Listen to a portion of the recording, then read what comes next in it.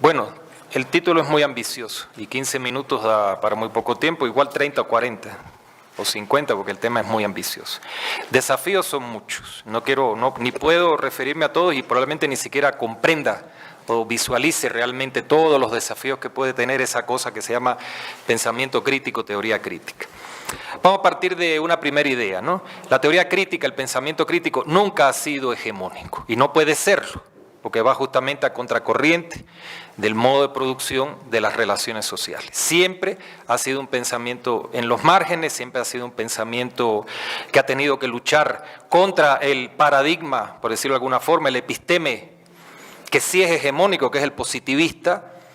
Y por lo tanto, cuando hablamos de los desafíos de la teoría crítica, el primer desafío es ese, esa permanente lucha contra un sistema de relaciones, de producción de relaciones sociales que tiene además una capacidad englobadora, una capacidad devoradora, una capacidad metabolizadora muy grande.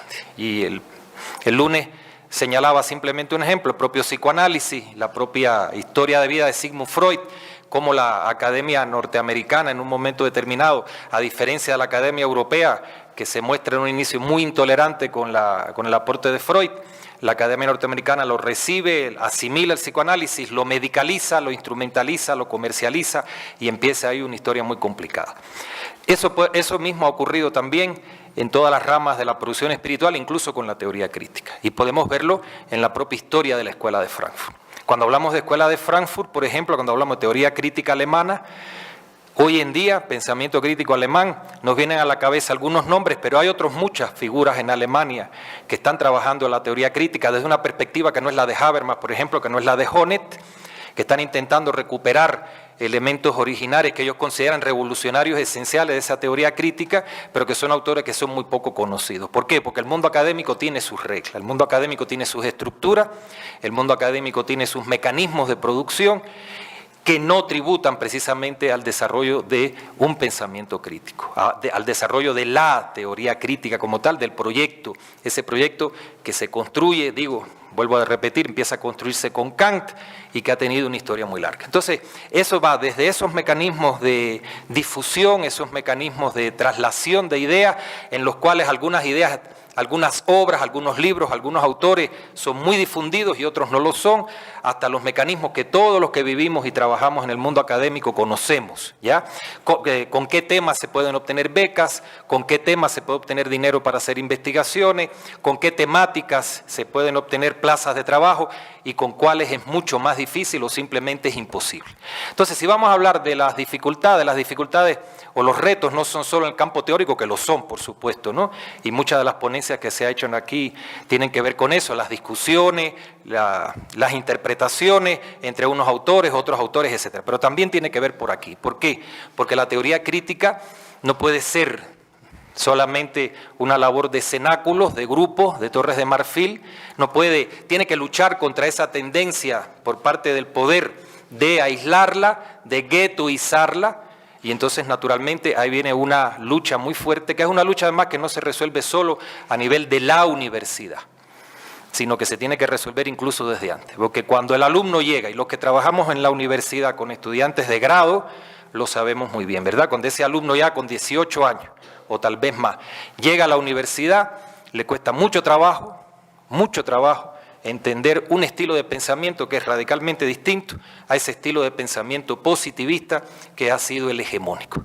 Y eso naturalmente implica transformaciones sociales muy complejas, implica una labor muy compleja, sistemática al nivel de la realidad social, a nivel de todo el sistema de relaciones sociales, porque como digo, no es una cosa que se resuelve solo a nivel de la universidad. Se resuelve incluso en un plano que es muy complicado, una de las soluciones sería un plano muy complicado, que es justamente esto de la producción disciplinaria del saber. La teoría crítica está en contra de la disciplinariedad, y eso no se resuelve simplemente hablando de multidisciplinariedad, no se resuelve hablando de transdisciplinariedad, sino que se resuelve intentando pensar cómo construir un conocimiento que no se quede limitado a determinadas disciplinas entendidas como marcos estrechos y que eso tiene que ver evidentemente con una interpretación acerca de la sociedad, pero no solo una interpretación acerca de la sociedad, sino el modo en que la sociedad se nos presenta, aparece ante nosotros como una sociedad dividida en espacios que tienen una autonomía. Entonces, mientras estemos hablando de ese conocimiento disciplinario, estaremos evidentemente en las antípodas de una teoría crítica. Para poder entender entonces cómo formar a ese joven que está en la universidad, en primer lugar, cómo lo vamos a formar, es decir, qué quiere decir la necesidad de que, lo mismo si usted va a estudiar la psiquis del ser humano, los procesos complejos de la psiquis del ser humano, que si va a estudiar los procesos complejos de producción de plusvalía, que si va a estudiar los procesos complejos de la construcción política, necesite, por ejemplo, a un autor como Kant. ¿Qué es lo que quiere decir eso? ¿Qué es lo que quiere decir que necesita un autor como Hegel, por ejemplo? ¿Qué es lo que eso quiere decir?